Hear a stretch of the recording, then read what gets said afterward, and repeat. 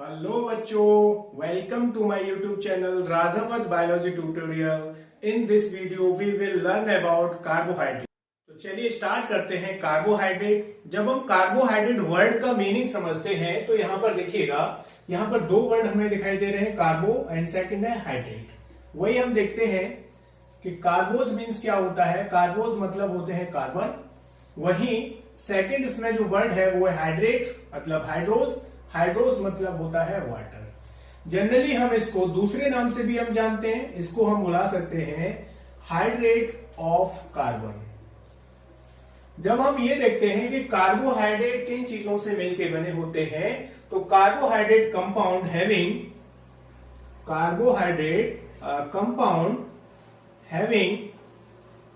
Carbon, hydrogen and oxygen.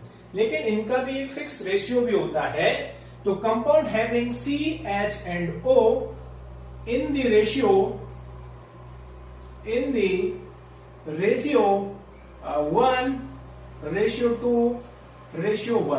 1:2:1 के ratio में हमारे पास कार्बन, हाइड्रोजन और ऑक्सीजन क्या होते हैं, प्रेजेंट होते हैं। वही जब हम एक देखते हैं कि what is the general formula of carbohydrate, तो इसका जनरल फॉर्मूला हम कुछ इस तरीके से नोट करते हैं। जब हम देखते हैं कि स्टार्टिंग फेज में जब कार्बोहाइड्रेट के जनरल फॉर्मूले को पढ़ा गया, तो हमने देखा कि इसमें कार्बन प्लस वाटर के मॉलिक्यूल्स आपस में कंबाइंड हुए होंगे। कार्बन और वाटर के मॉलिक्यूल आपस में कंबाइन हुए होंगे, और कंबाइन होने के बाद एक स्ट्रक्चर हमने क्या किया, एज्यूम किया, जिसमें एक्स और वाई क्या है, वेरिएबल होते हैं। जनरली हम देखते हैं कि हमारे पास हमने ये स्ट्रक्चर एज्यूम किया, भाई जो इस फॉर्म में लिखा होगा उसे हम क्या समझते थे स्टार्टिंग फेज में, उसे हम समझते थे कार्बोहाइड्रेट। लेकिन हमने अगर हम इसको देखें कि यहां पर जो भी इस फॉर्म में लिखा होगा उसे हम स्टार्टिंग फेज में क्या समझते थे, उसको हम समझते थे कार्बोहाइड्रेट। जैसे यहां पर एक एग्जांपल ले लेते हैं। एग्जांपल में है हमारे पास हेक्सो शुगर जिसको हम बोलते हैं ग्लूकोज। अगर ग्लूकोज का हम जनरली देखें तो ग्लूकोज को इस फॉर्म में भी लिख सकते हैं हम, जैसे C6H2O6। जनरली हम इस तरीके से भी लिख सकते हैं इसको। या फिर हम कहें कि अब इसमें देखिएगा, इसी फॉर्मूले में हमने जो ग्लूकोज है उसको क्या कर दिया, सेट कर दिया। अब यहां पर क्या हुआ होगा कि हमारे पास कार्बन के 6 मॉलिक्यूल्स, वहीं वाटर के भी 6 मॉलिक्यूल्स आपस में क्या हुए होंगे, कंबाइन हुए होंगे, तभी तो एक स्ट्रक्चर फॉर्म हुआ है ना ग्लूकोज का।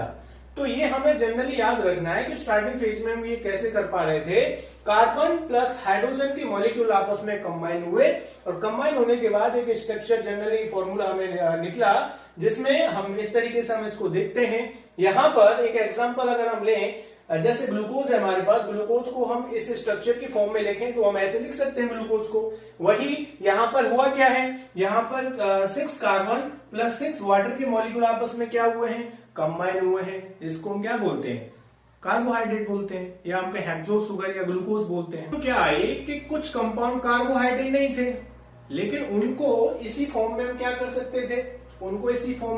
सकते थे, सेट कर सकते थे। जैसे इसमें एग्जांपल आता है, जैसे एसिटिक एसिड का आता है। एक एग्जांपल लेते हैं, जिसमें हम एग्जांपल ले रहे हैं विनेगर का, CH3COOH। अब इसको हम इस फॉर्म में भी लिख सकते हैं, C2H4O2। अगर विनेगर को हम उसी फॉर्मूले में अगर हमें सेट करना हो तो इसको कैसे करेंगे, C2H2O2। अब देखिएगा, विनेगर को भी हमने उसी फॉर्मूले में क्या कर दिया, हमने सेट कर दिया, जिसे हम क्या समझ रहे थे कि भाई जो इस फॉर्मूले जो इसके जैसे होंगे, जिन्हें हम क्या समझेंगे, कार्बोहाइड्रेट समझेंगे। लेकिन कुछ कंपाउंड कार्बोहाइड्रेट नहीं थे, लेकिन उनको उसी हिसाब से क्या किया जा सकता था, उसी हिसाब से हम नोट कर सकते थे या लिख सकते थे, हम कहीं सेट कर सकते थे। तो लेकिन अब हम जो कार्बोहाइड्रेट को लिखते हैं कि कार्बोहाइड्रेट जो कि ऑप्टिकली कैसे हो, एक्टिव हो, कार्बोहाइड्रेट जो कि ऑप्टिकली कैसे हो, एक्टिव हो, at least one chiral centre present हो। और ये कैसे होते हैं, एक तरीके से हम मैंने बोले ये पॉलीहाइड्रोक्सी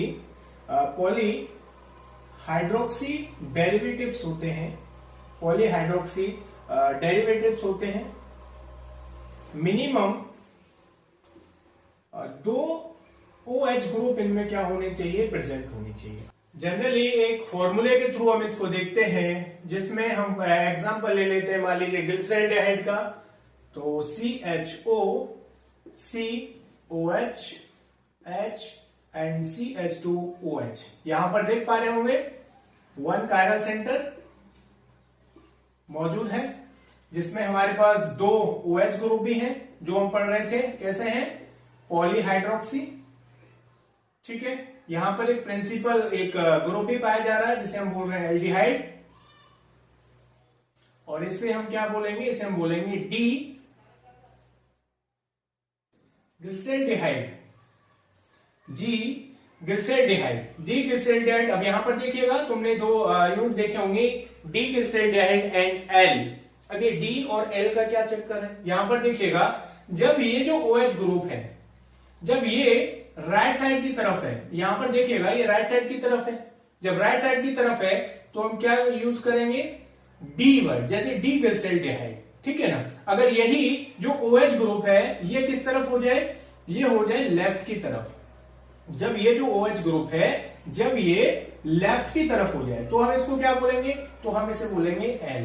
तो वही हम इसे डी ग्लिसरॉल्डिहाइड बोल रहे थे, कब, जब ये OH ग्रुप किस तरफ था, राइट की तरफ था। जब हम इसको हम देख रहे हैं, जैसे लिवो कौन सा है, तो लिवो में होता क्या है कि ये जो OH ग्रुप है वो लेफ्ट साइड की तरफ आ जाता है, और जब लेफ्ट साइड की तरफ ये लाई करता है तो उस टाइम हम इसे क्या बोलते हैं, एल, जैसे डी ग्लिसरॉल्डिहाइड या एल ग्लिसरॉल्डिहाइड। क्लियर होगा ये। नेक्स्ट जो हम समझने वाले हैं वो समझने वाले हैं शुगर। तो शुगर का देखते हैं, तो शुगर की 2 फॉर्म होती है, first is aldose and second ketose. ये जो दोनों फॉर्म है वो डिपेंड करती है प्रिंसिपल फंक्शनल ग्रुप पे। जैसे अगर हम बात करें कि शुगर की जो 2 फॉर्म है aldose and keto depend on principal functional group. अगर हम बात करते हैं, जैसे हमारे पास एग्जांपल है ग्लूकोज जो कि मोनोसैकेराइड है, तो ग्लूकोज में जो प्रिंसिपल फंक्शनल ग्रुप कौन सा है, वो है एल्डोज। वही जब हम बात करते हैं फ्रक्टोज की, तो फ्रक्टोज में जो प्रिंसिपल फंक्शनल ग्रुप है वो कौन सा है, वो है कीटोज। जब जनरली कुछ एग्जांपल के थ्रू हम इसको समझते हैं, जैसे हमारे पास एग्जांपल है एल्डोपेंटोज, हमारे पास एग्जांपल किसका है, एल्डोपेंटोज। यहां पर देखिएगा जो हमारे पास प्रिंसिपल फंक्शनल ग्रुप कौन सा है, तो प्रिंसिपल फंक्शनल ग्रुप है हमारे पास एल्डोज, जो क्लियर होगा तुम्हें। पेंटोज, यहां पर कार्बन कितने हैं हमारे पास, 5 कार्बन है। वही हमारे पास ये जो तुम्हें OSE दिखाई दे रहा है, ये होता है सफिक्स, और ये जो सफिक्स यूज होता है वो कार्बोहाइड्रेट के लिए यूज होता है। जैसे हमारे पास है कीटोहेक्सोज, कीटोहेक्सोज। अब कीटोहेक्सोज अगर हमारे पास है, तो कीटो यहां पर जो फंक्शनली ग्रुप होगा या प्रिंसिपल जो ग्रुप होगा कौन सा होगा, कीटोज होगा। यहां पर देखिएगा हेक्सोज, हेक्सो शुगर में नंबर ऑफ कार्बन कितने होते हैं, 6। और यहां पर देख पा रहे हैं OSE, OSE क्या है ये, यहां पर ये है सफिक्स, जो कार्बोहाइड्रेट के लिए हम यूज करते हैं। बेसिकली जितने भी कार्बोहाइड्रेट होंगे उनके लास्ट में देखिएगा, उनके लास्ट में होगा जो वर्ड, वो है OSE। इसे हम क्या मानते हैं, सफिक्स मानते हैं कार्बोहाइड्रेट में। ठीक है, तो क्लियर होगा तुम्हें कि जो 2 फॉर्म है ये डिपेंड होती है प्रिंसिपल फंक्शनल ग्रुप पे। यहां पर देख पा रहे होंगे एल्डोपेंटोज, यहां पर एल्डोज जो प्रिंसिपल ग्रुप होगा। वही हमने 2 एग्जांपल और देखे, जैसे ग्लूकोज है, तो ग्लूकोज में प्रिंसिपल फंक्शनल ग्रुप कौन सा, एल्डोज, तो ग्लूकोज एल्डोज शुगर हुई मोनोसैकेराइड में। और जो वही फ्रक्टोज जो कि कीटो शुगर होती है।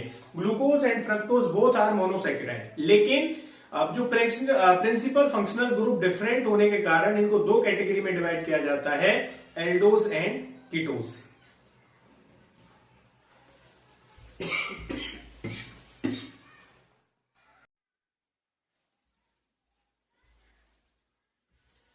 नेक्स्ट जो हम देखने वाले हैं वो देखने वाले हैं सैकेराइड। सैकेराइड जो कि एक बहुत ही बेसिक यूनिट होती है शुगर की। तो यहां पर हम देख पा रहे हैं saccharide a single basic unit of sugar. जब हम देखते हैं नॉर्मली 1 ग्राम कार्बोहाइड्रेट में कितने हमें एनर्जी मिलती है, तो 4.1 किलो कैलोरी हमें एनर्जी मिलती है 1 ग्राम ऑफ कार्बोहाइड्रेट से। शुगर नेचर में अगर हम देखें तो sugar are sweet and water soluble. यही जब हम सैकराइड या शुगर के सोर्स की हम बात करते हैं तो सोर्स जब हम देखेंगे तो synthesis by plant, algae and bacteria, जिसमें साइनोबैक्टीरिया भी इंक्लूड होते हैं। तो यहां पर हम देखेंगे कार्बोहाइड्रेट सोर्स की जब हम बात करते हैं तो कार्बोहाइड्रेट का जो मेन सोर्स होता है वो प्लांट्स, एल्गी एंड बैक्टीरिया। किस प्रोसेस के साथ ये कहेंगे सिंथेसिस करते हैं तो प्रोसेस होता है फोटोसिंथेसिस। फोटोसिंथेसिस प्रोसेस के साथ हमारे पास प्लांट, एल्गी, बैक्टीरिया फॉर्मेशन करते हैं या प्रोडक्शन करते हैं किसका, शुगर का। वही हम देखते हैं कि what is the function of carbohydrate या शुगर। तो जनरली हम क्या देखते हैं, most evident dietary source of energy. एक मेन जो हमारा एनर्जी का सोर्स है वो कौन सा है, वो होते हैं कार्बोहाइड्रेट। जब भी हमें इंस्टेंट एनर्जी की जरूरत पड़ती है तो देखा होगा ना, जैसे कभी हम फुटबॉल खेल रहे हैं या कुछ भी कर रहे हैं तो जब हमें इंस्टेंट एनर्जी की जरूरत पड़ती है तो हम क्या लेते हैं, ग्लूकोज लेते हैं। ग्लूकोज क्या है, हमारे पास एक सिंपल सैकेराइड शुगर है या सिंपल या बेसिक शुगर है। यहां पर हम देखेंगे कि ये जो शुगर है वही पार्टिसिपेट करती हैं बहुत सेल मेम्ब्रेन के स्ट्रक्चर में, क्या करते हैं, पार्टिसिपेट करते हैं। वही बहुत सारे इंसेक्ट में ये एक्सोस्केलेटल का क्या करते हैं, फॉर्मेशन करते हैं। ये माइक्रो ऑर्गेनिज्म सेल वॉल का भी क्या करते हैं, फॉर्मेशन करते हैं, या उसके अंदर भी क्या होते हैं, ये पाए जाते हैं कार्बोहाइड्रेट। कार्बोहाइड्रेट का जनरली हम बात करते हैं कि कार्बोहाइड्रेट या हमारे पास जो शुगर है वो हमारी बॉडी में या एनिमल बॉडी में किस फॉर्म में स्टोरेज होती हैं। तो कार्बोहाइड्रेट एनिमल बॉडी में ये ग्लाइकोजन की फॉर्म में क्या होती हैं, स्टोर होती हैं। ग्लाइकोजन की फॉर्म में क्या होती हैं, स्टोरेज होती हैं। ये हमें याद रखना है, ये क्वेश्चन पूछा जा सकता है कि हमारे पास जो कार्बोहाइड्रेट है वो एनिमल बॉडी में किस फॉर्म में स्टोरेज होती हैं, तो ग्लाइकोजन फॉर्म में स्टोर होती हैं। वही एक प्रोसेस होता है, जब तुम आगे डाइजेशन पढ़ोगे वही एक प्रोसेस होता है, इसे बोलते हैं ग्लाइकोजेनेसिस। ग्लाइकोजेनेसिस वो प्रोसेस है जिसमें हमारे पास जो ग्लूकोज है वो कन्वर्ट होती है किसमें, ग्लाइकोजन में कन्वर्ट होती है। वही एक प्रोसेस और होता है जिसको बोलते हैं ग्लाइकोजेनोलाइसिस। यहां पर एक और प्रोसेस होता है, इसे हम बोलते हैं ग्लाइकोजेनोलाइसिस। ग्लाइकोजेनोलाइसिस वो प्रोसेस है यहां पर हमें जरूरत पड़ने पर जो ग्लाइकोजन स्टोर है जो हमारी बॉडी में, वो ग्लाइकोजन जो कि कन्वर्ट होकर क्या बना देती है, ग्लूकोज बना देती है, और जिसको फर्दर क्या कर लिया जाता है, यूज कर लिया जाता है। एक बात और, सिंगल एंड बेसिक यूनिट है, इस यूनिट को फर्दर और सिंपल फॉर्म में इसको ब्रेक डाउन नहीं किया जा सकता है, या फर्दर इसको और छोटा या हम सिंगल और छोटी यूनिट में हम इसको डिवाइड नहीं कर सकते। नेक्स्ट हम देखेंगे क्लासिफिकेशन ऑफ कार्बोहाइड्रेट। कार्बोहाइड्रेट को बेसिकली 4 पार्ट में क्लासिफाई किया जाता है, जिसमें monosaccharide, disaccharide, oligosaccharide and polysaccharide आते हैं। यही जब इनको हम देखते हैं कि इनको 4 पार्ट में क्लासिफाई किया जाता है। सबसे पहली जो यूनिट आती है, जो सबसे पहले जो सिंपलेस्ट शुगर आते हैं जिनको हम बोलते हैं मोनोसैकेराइड। सेकेंड नंबर पे जो आते हैं हमारे पास वो आते हैं डाइसैकेराइड, और थर्ड यूनिट जो है हमारे पास वो है ओलिगोसैकेराइड।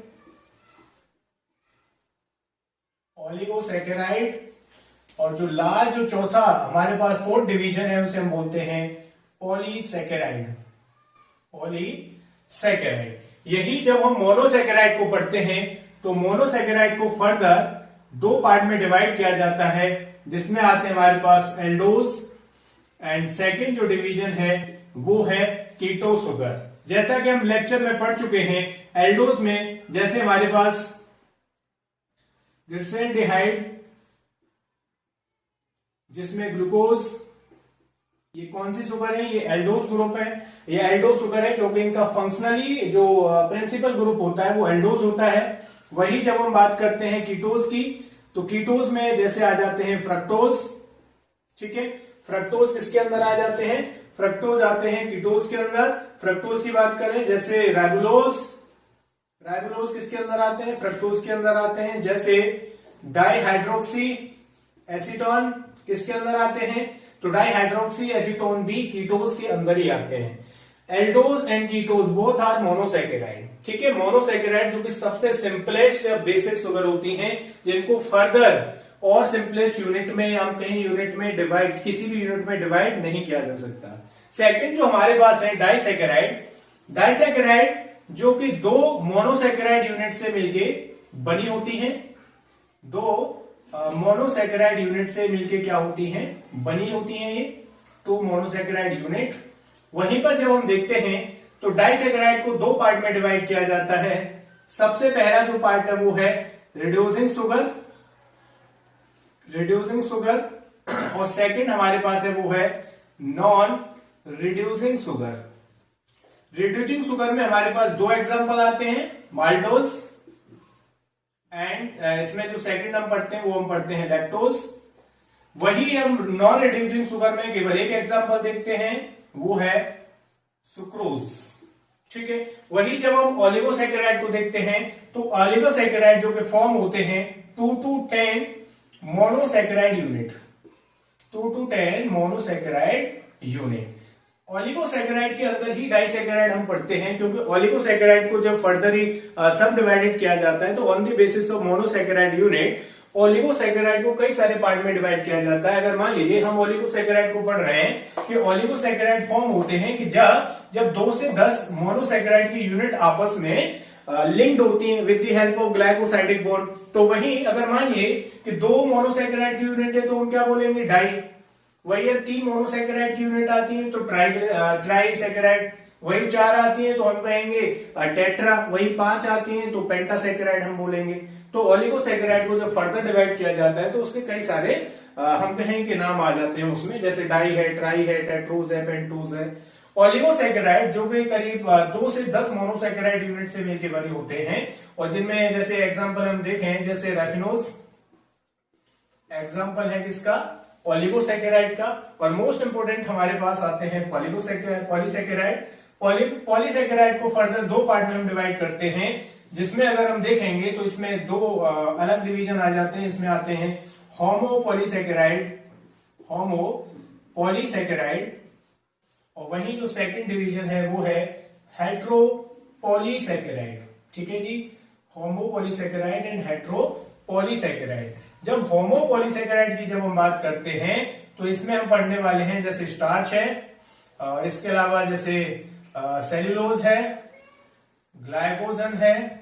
ये सब एग्जांपल हैं किसके, ये सब एग्जांपल है होमोपॉलीसैकेराइड के। इसमें सेल्यूलोज, स्टार्च है, और डेक्स्ट्रिन भी आता है, डेक्स्ट्रिन भी इसी के अंदर आ जाता है। ठीक है, तो ये सब एग्जांपल है। इनुलिन एक मोस्ट इंपोर्टेंट एग्जांपल है जो कि सबसे पूछा भी जा सकता है। हेट्रोपॉलीसैकेराइड, हेट्रोपॉलीसैकेराइड जो कि इसके अंदर आ जाते हैं जैसे अगार है, गम है, और एक most important hyaluronic acid. Hyaluronic acid भी हेट्रोपॉलीसैकेराइड के अंदर आता है। पॉलीसैकेराइड वो सैकेराइड होती हैं जो 10 से ज्यादा मोनोसैकेराइड यूनिट से मिलकर क्या होती हैं, बनी होती हैं। अगेन मैं रिपीट करता हूं, पॉलीसैकेराइड वो सैकेराइड होती हैं जो 10 से ज्यादा मोनोसैकेराइड यूनिट से मिलके बनी होती हैं। पॉलीसैकेराइड को फर्दर दो पार्ट में डिवाइड किया जाता है, होमोपॉलीसैकेराइड एंड हेट्रोपॉलीसैकेराइड। होमोपॉलीसैकेराइड में starch, cellulose, glycogen, dextrin and inulin आता है। वही हेट्रोपॉलीसैकेराइड में अगार, गम और हाइलुरोनिक एसिड हम देखते हैं एग्जांपल के तौर पर। तो यहां पर हमने अभी क्लासिफिकेशन देखा है कार्बोहाइड्रेट का। तो कार्बोहाइड्रेट में मोनोसैकेराइड जो कि सबसे सिंपलेस्ट बेसिक यूनिट होती है शुगर की, डाइसैकेराइड 2 मोनोसैकेराइड यूनिट से मिलकर बनती है, ओलिगोसैकेराइड जिसमें 2 to 10 मोनोसैकेराइड यूनिट होती हैं। वहीं हम देख रहे हैं पॉलीसैकेराइड जो कि 10 और मोर मोनोसैकेराइड यूनिट जब आपस में लिंक्ड होती हैं ग्लाइकोसाइडिक बॉन्ड से, तो एक पॉलीसैकेराइड यूनिट बनती है। पॉलीसैकेराइड में जैसे स्टार्च है, सेल्यूलोज है, ग्लाइकोजन है, डेक्स्ट्रिन है, इनुलिन है। इनुलिन पूछा भी जा चुका है। हेट्रोपॉलीसैकेराइड है अगार, गम, हाइलुरोनिक एसिड। देखा है ना, हाइलुरोनिक एसिड जैसे कोई एक्टर है, कोई फीमेल एक्टर है, और फीमेल एक्टर पहले कैसी थी, एक नॉर्मल सी लाइफ जी थी। उनका जो फेशियल जो हम देखते हैं कि इतनी ज्यादा उनकी सुंदरता नहीं होती, लेकिन बाद में क्या हो जाता है, जैसे इंडस्ट्रीज में आते हैं उनमें एक अलग ही चमक आ जाती है। वो चमक किसकी होती है भाई, वो चमक होती है हाइलुरोनिक एसिड। हाइलुरोनिक